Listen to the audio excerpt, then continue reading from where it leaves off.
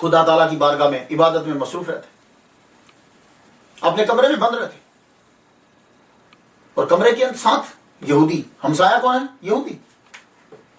اور اس کا طریقہ کار کیا تھا؟ وہ یوں کرتا تھا، گوشت لاتا تھا، اوجڑی لاتا تھا، کوئی چیز بھی لاتا، اس کو یوں دروازے کے قریب لا کے پھینک دیتا گوشت کو. پھینکنے کے بعد اس نے کیا کیا کہ وہ جہاں وہ پھینکتا تھا اس سے زمین کو کدال کے ساتھ اس نے یوں نالی سی بنا دی، اور وہ نالی جو ہے وہ سیدھی جا کر حضرت مالک ابن دینار رحمہ اللہ تعالیٰ کے دروازے کے قریب جو ہے یوں جا کے پانی ڈھلان بن جائے اور پانی آگے چلا جائے. پھر اس سڑے ہوئے گوشت کے اوپر پانی پھینکتا. تو جب وہ پانی پھینکتا تو وہ پانی سڑے ہوئے گوشت میں سے نکل کے وہ ڈھلان سے نیچے ان کے دروازے کے اوپر جاتا اور اندر چلا جاتا. اور آپ کو اتنی بدبو آتی، آپ نے ساری رات عبادت کرنا ہوتی تھی اور آپ کو بڑی بدبو آتی، لیکن وہ مسلسل اسی طرح کرتا رہتا.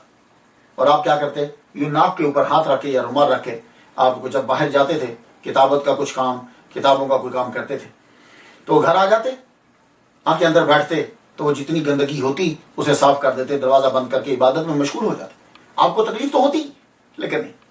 1 دن 2 دن 3 دن عرصہ گزر گیا.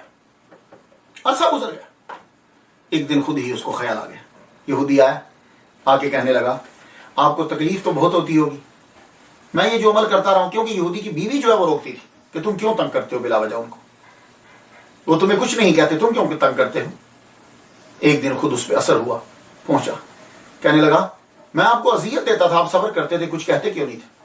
کہنے لگے وجہ یہ ہے، ہمارے اسلام کے اندر یہ بتلایا گیا ہے کہ جو لوگ غصے پر قابو پا لیتے ہیں اللہ تعالیٰ صرف ان کے گناہ معاف نہیں کیے جاتے بلکہ انہیں بہت زیادہ ثواب عطا کیا جاتا. تو میں نے تیرے عمل کے اوپر صبر کیا. بہت متاثر ہوا، اس نے اس عمل کو دیکھ کر کلمہ پڑھ لیا، لا الہ الا اللہ محمد رسول اللہ. حضرت امام مالک رحمہ اللہ تعالیٰ ساری زندگی آپ نے اللہ تعالیٰ کی عبادت میں گزار دی.